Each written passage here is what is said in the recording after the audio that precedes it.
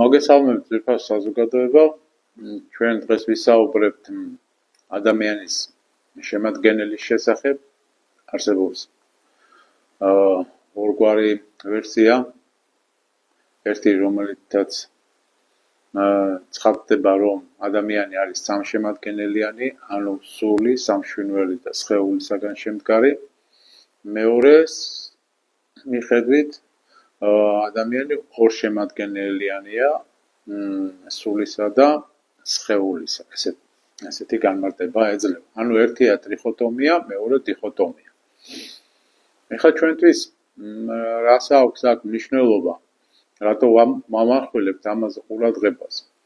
საქმე იმაში გახლავთ, რომ ჯერ დავიწყებთ იმით, რომ თავად წმინდა წერილი პავლე მოციქულის ბაგით ამბობს ამის შესახებ, რომ სული თქვენი, სამშვენივრელი და გვამი უბიძოთ მოსვლას და მას უფლისა ჩვენისა იესო ქრისტესა დაემარხენითო. ანუ ცალსახაა სამივე შემადგენელი, სულით, სამშვენივრელი და სხეულიც და აი ამის განმარტება კიდევ სხვადასხვა არაერთგვაროვანი ხდება თავად პატრისტიკაშიც. ჩვენ დავაყენებოდით წმინდა ბასილი დიდის განმარტებას, რომელიც ადამიანის შემადგენელს ესე განმარტავს, რომ ესე იგი თიხისაგან იძერწება ადამიანი, სამშვენივრელი იქმნება და სული შთაიბერება. ანუ შებერა როცა ამბობს მათ შესაქმეში წმინდა წერილი, სწორედ ეს სული წმინდა იგულისხმება და იგივე ხედავთ ჩვენ უკვე ახალ აღთქმაშიც, როცა მაცხოვარი შებერავს და დღეს მიიღეთ სული წმინდა მოციქულებს, ხო? აი ეს სული წმინდის მიღების, მადლის მიღების მომენტი გახლავთ სწორედ ის სული მარადიული, რომლითაც ადამიანი, როგორც შემდეგ უკვე წმინდა ირინეოს ლეონელი ამბობს, სრულყოფილი შემადგენელი ხდება. ეხლა რა მოხდა ადამის დაცემის შემდეგ? ის სულიერი მარადიული სრულყოფილი მდგომარეობა, რომლითაც ადამიანი შეიქმნა, ანუ სამივე შემადგენელით, ხო? ანუ რეალურად როცა ვსაუბრობ ჩვენ თიხისაგან შექმნასა და სამშვენივრელის შექმნაზე, აქ რა თქმა უნდა იგულისხმება, რომ ადამიანი არის ღვთის ქმნილება და სამშვენივრელიც ორიგენიზმისგან განსხვავებით მართლმადიდებლობა ამბობს, რომ არის შექმნილი, ქმნილება ღვთისა, ხო?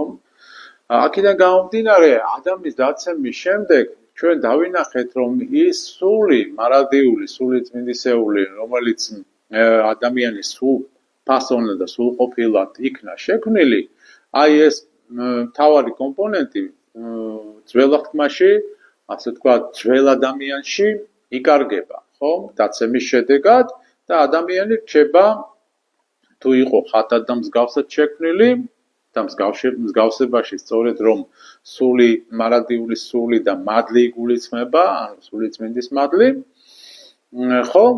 ჩვენ ვხედავთ, რომ რეალურად ეს სამშემადგენელიანი ვითარება იკარგება, ანუ მსგავსება იკარგება და ადამიანი რჩება ხატებად, მხოლოდ ღვთისა.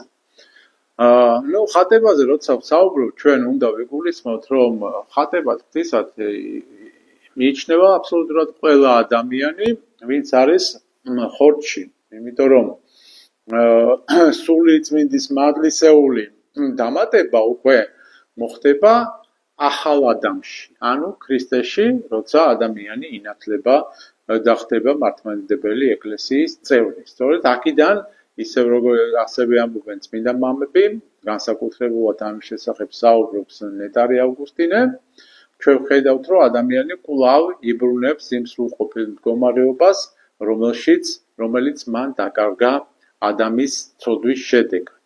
ანუ ხატება და მსგავსება იყო თავიდანვე ადამიანში, მსგავსება იკარგება ძველ ადამიანში და ახალ ადამიანში ეს მსგავსება ბრუნდება. ოღონდ აქ ერთი მომენტია, რომ როცა ადამიანი ინათლება ეკლესიის წევრი ხდება, მაშინ რა თქმა უნდა ეს სულიწმინდის მადლი მოქმედებს, მაგრამ მან შეიძლება დაკარგოს ეს მადლი, რომელიც არის, ასე ვთქვათ, ჰიპოსტასური თუ ვიტყვით პავლამას ტერმინებით. ანუ სუბსტანციური, ასე ვთქვათ, ადამიანისთვის არის სხეული და სამშვინველი.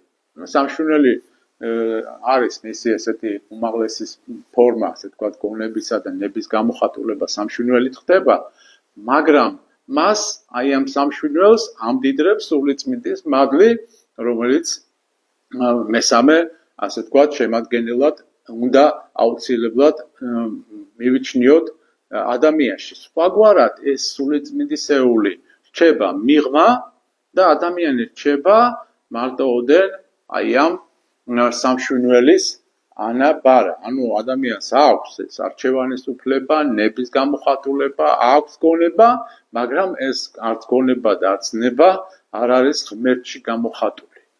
ამ ღმერთში გამოხატულებას სწორედ მადმოსილებითა და მირონცხებით იღებს ადამიანი დედა ეკლესიის წიაღში.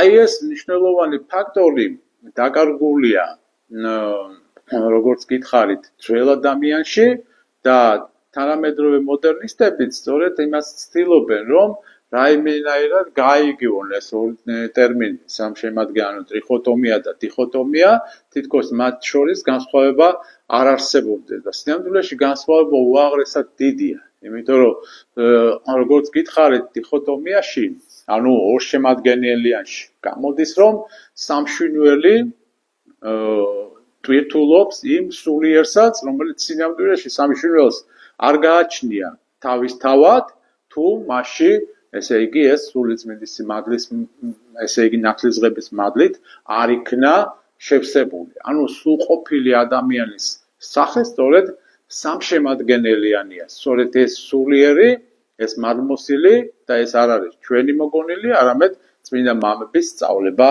გახლავთ. ჩვენთვის ასევე მნიშვნელოვანია ის მომენტიც, რომ როცა ადამიანი აი ამას გაიაზრებს კარგად, რა არის სინამდვილეში სამშემადგენელიანი ადამიანი, მაშინ ყველაფერი თითქოს და თავის ადგილებზე დგება.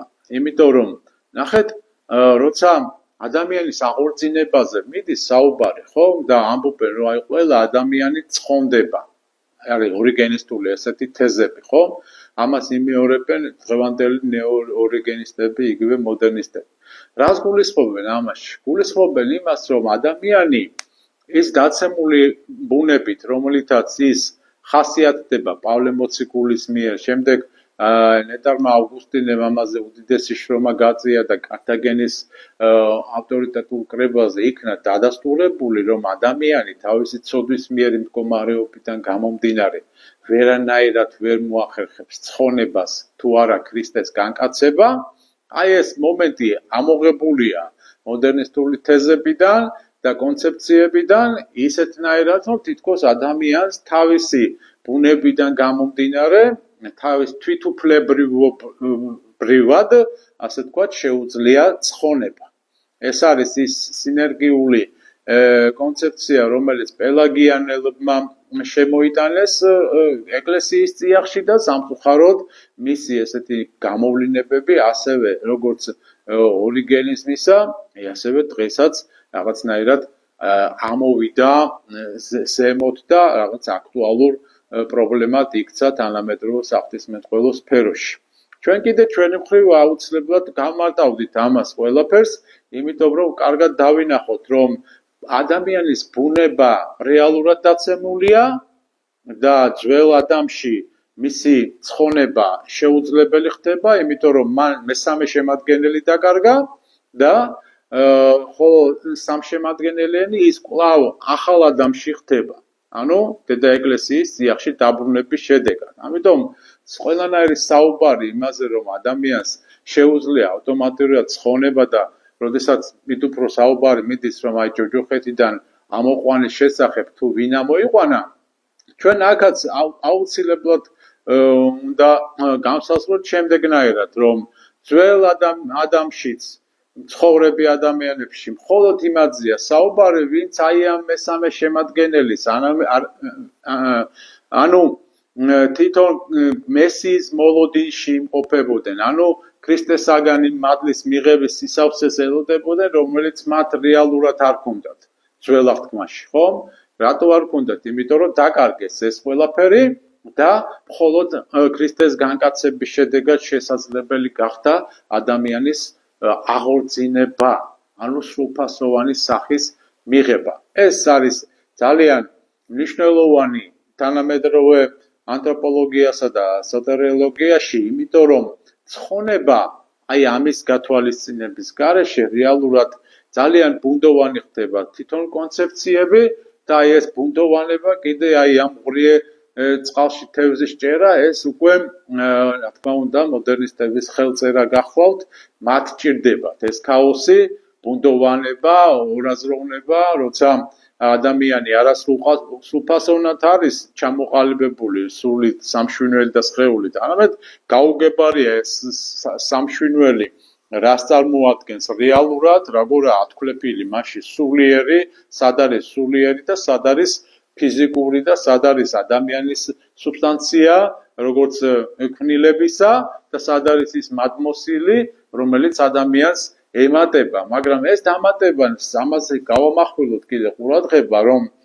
დამატებაში სულიწმინდა შებერვას გულისხმობთ, ხო? როცა შებერა სულიწმინდა წერია წმინდა წერილში, როგორც ძველ ისე ახალ აღთქმაში, აქ უკვე ამ დროს ადამიანისთვის ეს მართალია ერთის მხრივ მიღმიურია ტრანსცენდენტური, მაგრამ ამავე დროს ხდება უკვე იმანენტური, ანუ შინაგანი მისი ხდება ეს სულიწმინდისეული, ანუ როგორც ღვთაებრივი, ისე ხდება ამ ენერგიების მიღება, იგივე პალამიზმის ტერმინებით თუ ვიმსჯელებთ, სწორედ ადამიანი განხთოობის საშუალება სწორედ აი ამ სულიწმინდის მადლით ეძლევა ადამიანს და არავითარ შემთხვევაში ძველ ადამიანში ამის განხორციელება არ არის შესაძლებელი, იმიტომ რომ მას այս მესამე კომპონენტი, როგორც გითხარით, დაკარგა ცოდვის შედეგად და როგორც პავლე მოციქული ამბობს, ადამიანში ყველამ შევცოდეთო. ეს შეცოდება სწორედ იმას გულისხმობს, რომ ამის აღდგენაც, როგორც ასევე პავლე მოციქულს დავეყრდნობით, შესაძლებელია მხოლოდ ქრისტეს განკაცების, მისი ჯვარცმის, აღდგომის, ამაღლების და სულიწმინდის მოფენის შემდეგ. მერთმა დაგლოცოს და შეგვიწყალოს და გვაქვს.